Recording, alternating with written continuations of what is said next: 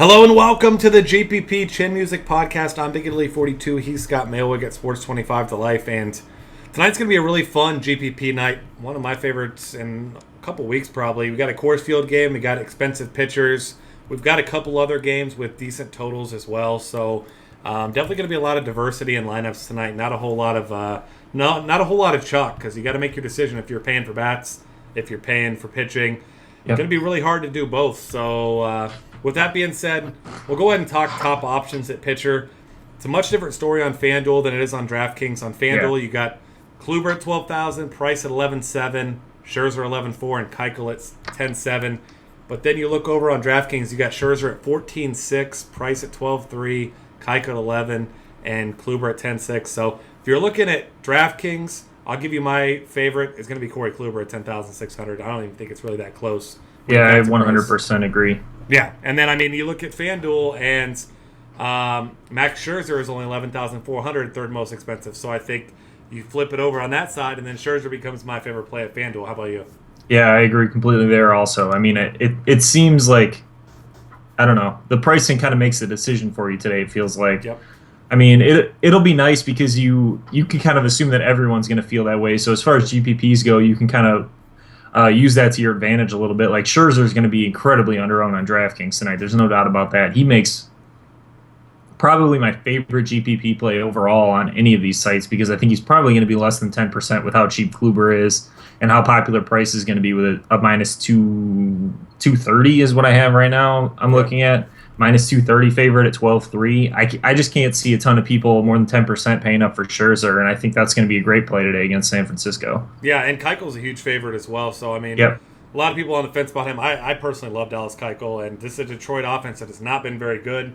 They're still striking out over 22% of the time against lefties. So, I think he's going to be the forgotten man in that elite range where, obviously he's not quite the pitcher that these other three guys are, but I think he's damn close, and he doesn't give up home runs. He keeps the ball on the ground at an elite rate. And when you're looking at hard hit rates, it was insane when I saw the numbers earlier that Dallas Keuchel allowing a 19.5% hard hit rate.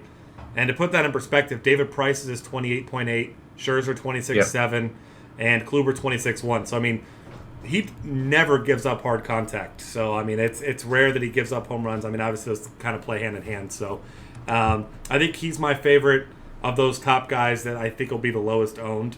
And like I said, Detroit's still one of those teams that people tend to avoid pitchers against just because they're the Detroit Tigers. But until Miguel Cabrera comes back, I'm not afraid of this offense at all. So no, I'm not either. So he's definitely another great GPP play. That's, like you said, it's a great GPP slate in general. We haven't even gotten to some of these other guys, but Jamie Garcia is a minus 200 favorite and a 6.5 run over-under against Miami today. He's 9,800. He's going to be way under-owned, too. And I think he's in, potentially as good a spot as anyone, honestly.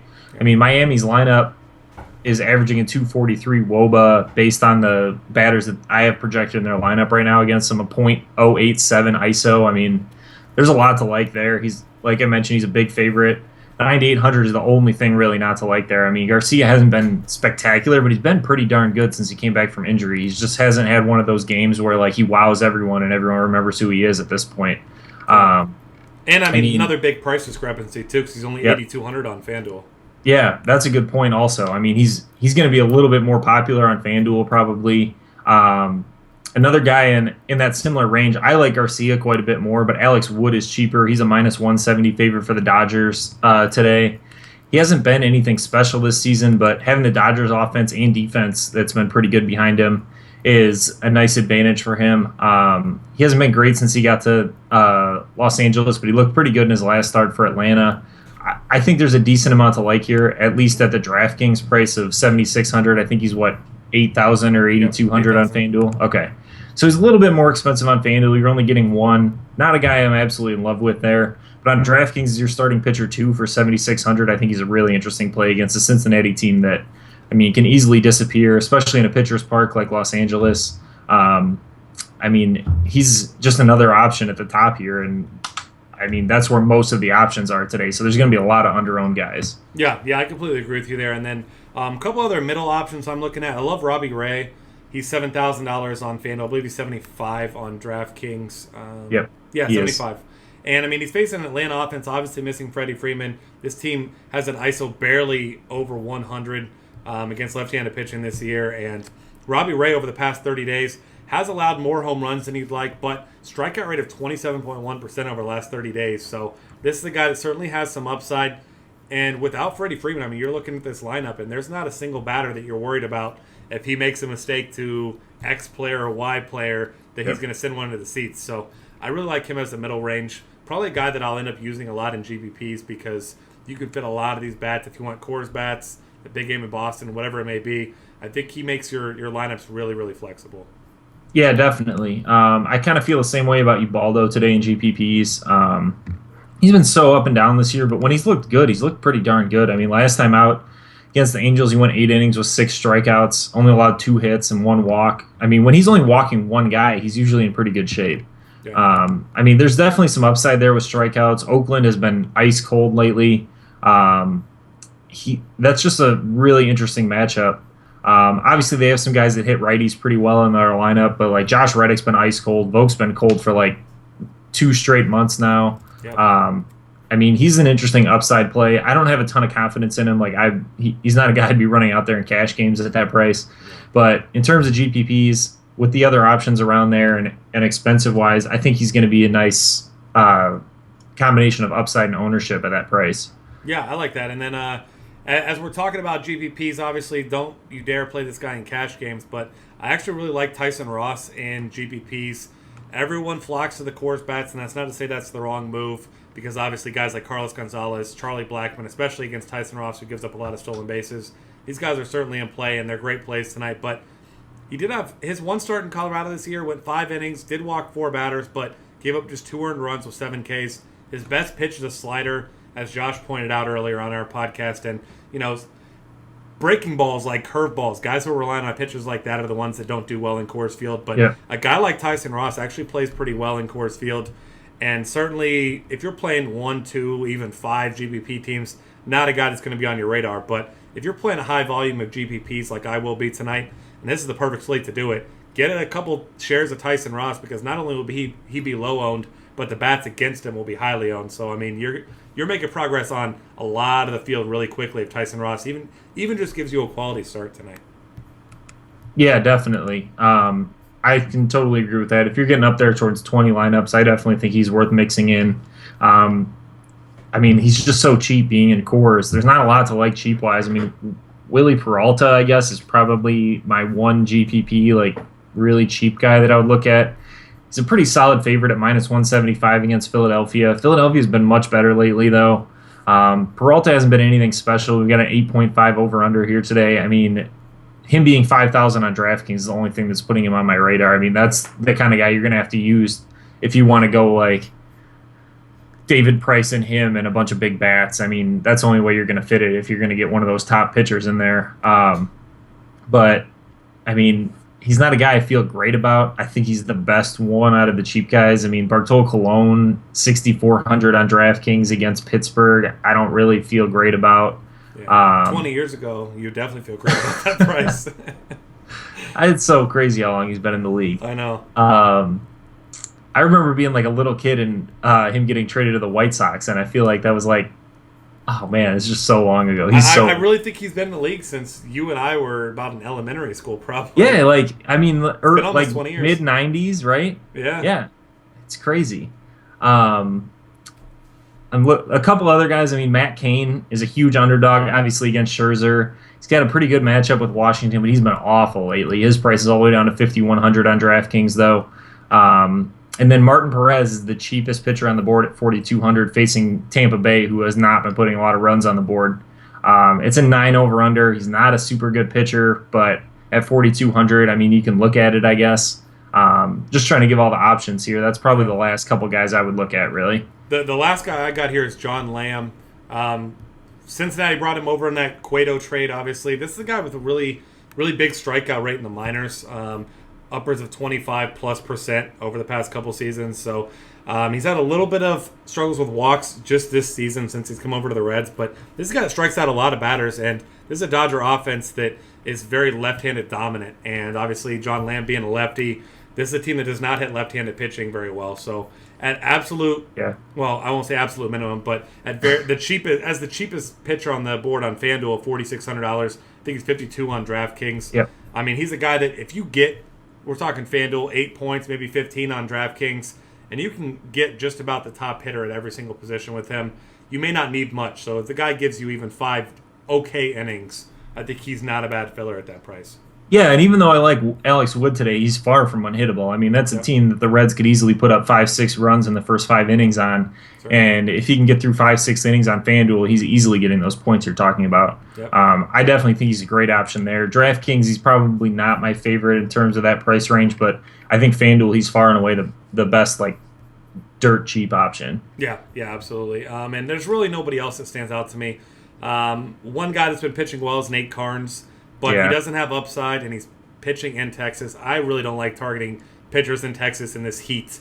Especially righties, too. Yeah, very good point. So he's not a guy that's on my radar. And then other guys, I mean, Trevor May hasn't pitched well. Hasn't pitched bad out of the bullpen, but they said he's limited to about 50 pitches tonight. So do not play Trevor May. It doesn't matter what your scenario is. The guy's not going to pitch more than, what do you figure, maybe 4 innings at absolute max with 50 pitch count. Just not. That's the one guy that I don't care what your situation is. You're not playing him. All right, moving over here to catcher. We've got some options. Obviously, a game in Coors Field. So if you want to get a piece of that, I think Derek Norris, my favorite, probably most people's favorite in this scenario against the lefty. My favorite play, both sites, FanDuel even more so, where he's only 2,300, is Jonathan Lucroy against Adam Morgan, the lefty at Miller Park. Lucroy hasn't been great, but I'm going to trust his career numbers against lefties. Adam Morgan doesn't have much of a track record, and the track record that he does have is not very good. His track record is a 371 WOBA to righties. So for me, Jonathan Lucroy is my favorite option. Yeah, I agree with those top two. After that, Yan Gomes, fine play. He's almost minimum on FanDuel, 3,300 on DraftKings. Facing a righty in May that doesn't really scare me. He hasn't been super good against righties. May's a lot of 175 ISO and a 326 WOBA to righties on the year. I think you can feel pretty good about that play at his price in most of these situations. And then, I mean, I still think Wellington Castillo is going to be a popular play. I'm not super excited about it with how solid Tieron's been against righties lately, and he's up to 3,500 now. But I think he'll still be in play just because people are still riding that wave of him being awesome for the last 10 days or so. True. But in Atlanta against Tieron, at 3,500, I'm not super excited about it. I like the other 4 guys we've mentioned so far more than him. Yeah, and I got one more fairly cheap GPP option, DraftKings at least, not particularly cheap on FanDuel. JT Realmuto is a guy that's been mashing left-handed pitching this year. He's got a 243 ISO, 395 WOBA. Talk about Garcia has been a solid pitcher. I'm not a believer that he's quite as good as his numbers have been in the short sample size this year, but definitely a guy that's going to be susceptible, and I mean Realmuto with a lot of power. Yeah. So I'm a big fan of his tonight. He should be under-owned, but he is coming off that huge game with a home run and a triple and 6 RBIs. So fortunately, it's a big slate, and I think Garcia, like we mentioned, will be a pretty popular play. So his ownership should be really low. Yeah, I definitely agree. All right, first base options. I mean, you know the drill here. There's a lot. We're talking GPP, so I'm trying to find low-owned guys. I love Eric Hosmer today against Jared Weaver. Jared Weaver, a fly ball pitcher. Not particularly good against lefties or righties. Hosmer, that guy that just kind of flies under the radar like the rest of the Royals. He's homered in 2 of his last 3 games. Each of the 2 other games in that 4-game stretch where he didn't have a homer, he had a double. So this is a guy that's got a ton of power. It's a good offense. I mean, they got to Garrett Richards last night. Jared Weaver's nowhere near the pitcher that Garrett Richards is in my mind. So I expect the Royals to be they're one of my favorite stacks tonight. I mean, they always are because they're low-owned, but Jared Weaver's not a good pitcher, and I have zero faith in him tonight. Yeah, I agree. I think that's probably one of my top plays also. I did just see Miguel Cabrera might come off the disabled list today. So wow, what we were just speaking to earlier about Keuchel, that would make that matchup a little bit tougher. Cabrera would be an interesting GPP play at 4,900, assuming he's totally ready to go, which I would think he would be. Especially with the DL tag next to him, because no one's going to be... Right, yeah, he's going to be... Yeah, and being 4,900 on the first day back, he's not going to be very heavily owned at all. I assume he'd go right back in the three hole. He's crushed lefties this year, 461 WOBA, 283 ISO. I mean, that'd be a really interesting GPP play if he's back in the lineup today. Yeah, that's a great call. I didn't realize that he might be back today. Yeah, I just saw that on Twitter while you were talking. Nice. Albert Pujols is probably going to be a pretty heavily owned play against a lefty and Duffy today. He's only 4,300 on DraftKings. He's pretty relatively cheap on FanDuel also. I think he's going to be a pretty popular play. Not a guy I'm super excited about in GPPs because of that, but I think he's the solid play if you need to save some cash at first base for some reason. I mean, he's not overly expensive. You mentioned Hosmer already. That's my top play for sure. I like both Mitch Moreland and Prince Fielder at their prices for the most part on both sites. I think they're both solid plays against Carnes. We mentioned in Texas against a righty, almost all of the Texas left-handed bats are really good plays today, I think. And then I'll obligatory mention Justin Smoke as usual, only 2,500 on DraftKings, pretty cheap on FanDuel also. Facing a righty in Nova. If he's hitting fifth in the lineup again, Nova's been awful against guys hitting from the left side of the plate this year. 353 WOBA allowed. I believe that is in Rogers Center, right? Yeah. Yep. So, I mean, you got to feel pretty good about that overall. Yeah, and one more guy I'm going to mention. I mean, I was looking at his numbers. And, first of all, it's a lefty-lefty matchup. Chris Davis actually been hitting lefties really well this year. 235 ISO, 375 WOBA.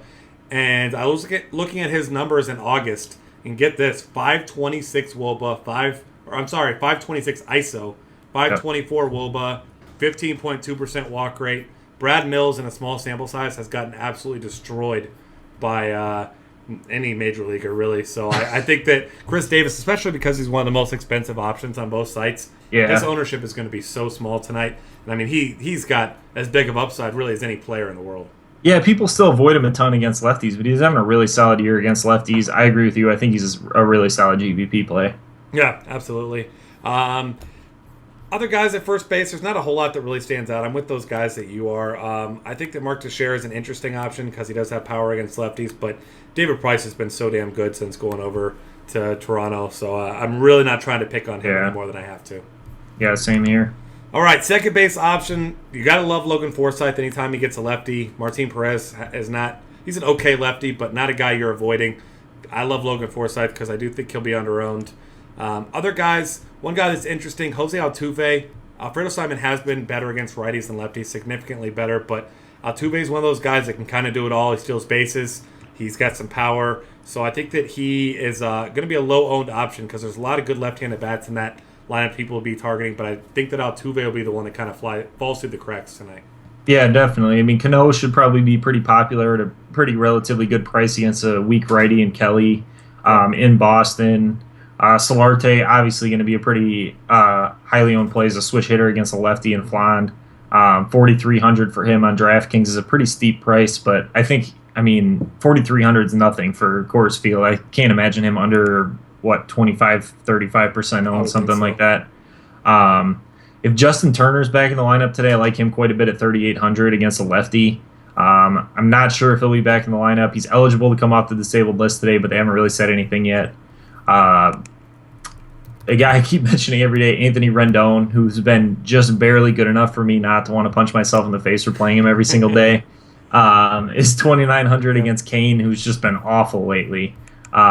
He's still hitting second in the order for Washington. They're not scoring a ton of runs, but at 2,900, he's got a ton of upside as a value play in a pretty good matchup with Kane, who just has not been good. Yeah, and Jed Jerko also in that same kind of note in Coors Field. And it does look like they did activate Justin Turner, but like you said, they did. It doesn't. Okay. We still don't know if he'll be back in the lineup. You kind of assume that he will, just because that's a pretty depleted infield, so he'll probably be back in. One more guy to mention is your Neil Walker there. Way too cheap, both sites. Yeah, definitely. Zobrist is actually pretty cheap today, too, against Weaver. You were talking about targeting Weaver a bit. He's only 4,000 on DraftKings today. That makes a pretty strong second base play if you're looking for somebody in that range. Yeah, I'm very disappointed that he's been moved to the outfield on FanDuel. I know. One of those things where there's always options in the outfield, so Zobrist is going to be – he's a good play because they'll be low-owned, but he's not one of those guys who just stands out as an outfielder. No, definitely not. That was a sad day when he got moved. Yeah, absolutely. So rest in peace, second base eligibility for you there. But somehow Hanley Ramirez still has shortstop eligibility. So But either way, third base, I love Josh Donaldson whenever he's expensive and people aren't going to pay for him. Just to give you for instance, a couple days ago on I believe it was a 5-game slate during the day, he was less than 7% owned in most of the GPPs early because he was so expensive. He had a decent game that day, but this is another one of those nights where no one wants to pay $6K for him on DraftKings or $5,500 on FanDuel. So ownership's going to be low, and it's a fine matchup against Devon Nova. So he's one of my favorite plays, just if for no other reason that he is expensive, and he just absolutely crushes the ball at Rogers Center. Yeah, definitely. I mentioned Cano, so I'll do the same thing I do every time I mention Seager the same day. 3,700 on DraftKings against a righty and Kelly. I think he's a strong play. I like Manny Machado quite a bit. You mentioned Chris Davis being a strong play against Mills, who's really struggled. Machado's actually been better against righties this year, but in a leadoff spot against a lefty, I feel pretty good about him. Cabrera is also third base eligible on DraftKings if he's in the lineup. Nolan Arenado's been a great fastball hitter this year. That's the one guy that scares me with throwing Ross today, really. Yeah. I think he's a pretty interesting GPP play at 5,300. I think people will be a little bit scared off the Colorado stuff just because Ross has been really solid most of the time, I should say. But 5,300 should keep his ownership percentage way down. He's been great against righties this year. He's had a real similar year to Machado in the fact that he's been much better against righties, even though he's a right-handed hitter. And then price-wise, Evan Longoria at 4,100 against a lefty and Perez, I think, is a pretty decent play. Tampa Bay's offense has just been struggling so much in general that it's really hard to play Longoria at times because the upside's pretty capped. But anytime he faces a lefty, he's got a 417 WOBA against them. I feel pretty good about that. The price is a little high on DraftKings. I think he's a much better play on FanDuel, personally. Agreed. Yeah, he and Todd Frazier both very similarly priced on both sites. And Frazier was looking at the numbers, 404 ISO against lefties. So, yeah. Alex Wood, we mentioned, is an okay pitcher, but certainly if you're targeting with one big bat, Todd Frazier's the one I'll be using. And if you're looking for cheap options at third base, much cheaper even on FanDuel, but Mike Moustakas, cheap source of power against Jared Weaver. He's almost minimum salary on FanDuel. He's 32 on DraftKings, so he's my cheap option at third base tonight. Yeah, one other DraftKings cheap guy, Ramos Ramirez, is only 2,800 if he's in the lineup today. I know he's been a little bit banged up. But if he's hitting cleanup against Bartolo Colon for 2,800, I think he's a pretty solid GPP play also. Yeah, absolutely. I'm certain that he can hit an 88-mile-an-hour fastball along the way. So definitely way too cheap for him, even at this stage in his career. Shortstop options, as they always seem to be, Correa, Tulo, take your pick. Both guys going against subpar righties.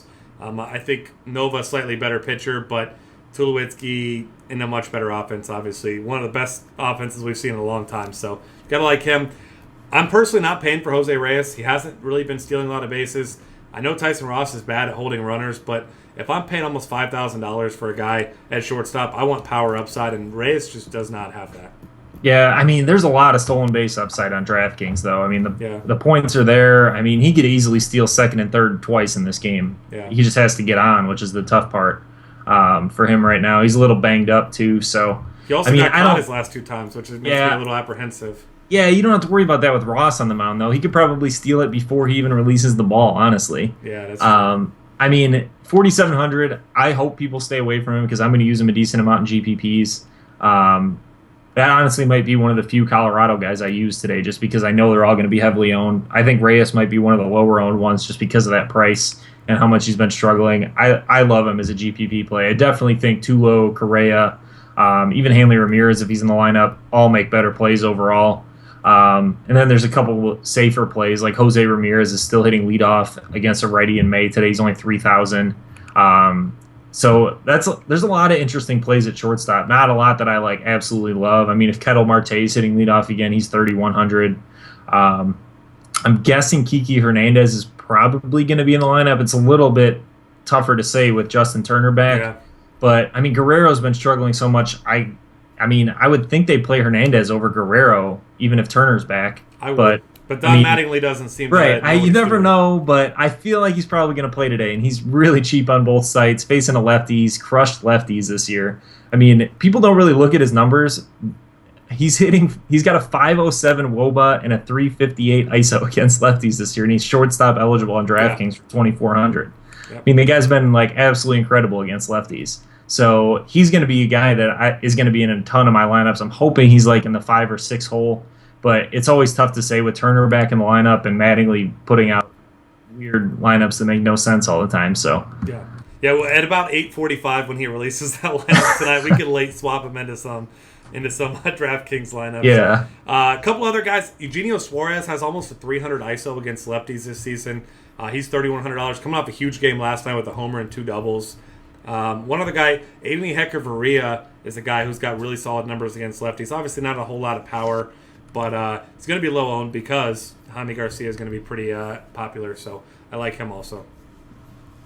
All right, moving to the outfield, Nelson Cruz still day-to-day. We saw neck spasms a couple days ago. If he's in, you certainly want some exposure in the righty-righty matchup against Joe Kelly. But $5,800 on DraftKings, really prohibitive. I think if I'm paying up that kind of price, I'd rather have Donaldson at third personally. But either way, Cruz, if he's in, you want some exposure if you got a ton of lineups. Justin Upton, really, really pricey on DraftKings. A little bit more affordable on FanDuel, but he gets a lefty in Coors Field, and this guy's really been turning on over the past, I'd say, 2 or 3 weeks, stealing bases, hitting home runs. So Justin Upton, arguably the top play in the outfield, depending on who you ask.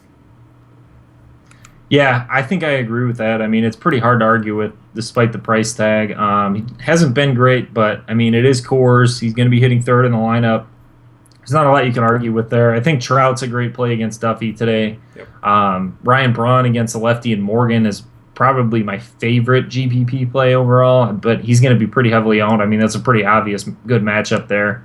I mean, Harper's interesting against Kane for only 4,700. That's probably the most interesting one to me to see what his ownership percentage is going to be because, I mean, I could see it being pretty high, but there's a lot of top matchups up here. I mean, even Matt Kemp at 5,000 against a lefty is pretty interesting in Coors. So that might keep his ownership percentage down a bit. I think Harper's a really interesting play.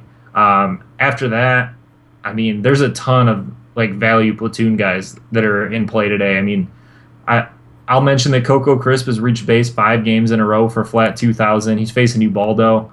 I will also say that he has not reached second base in any of those games.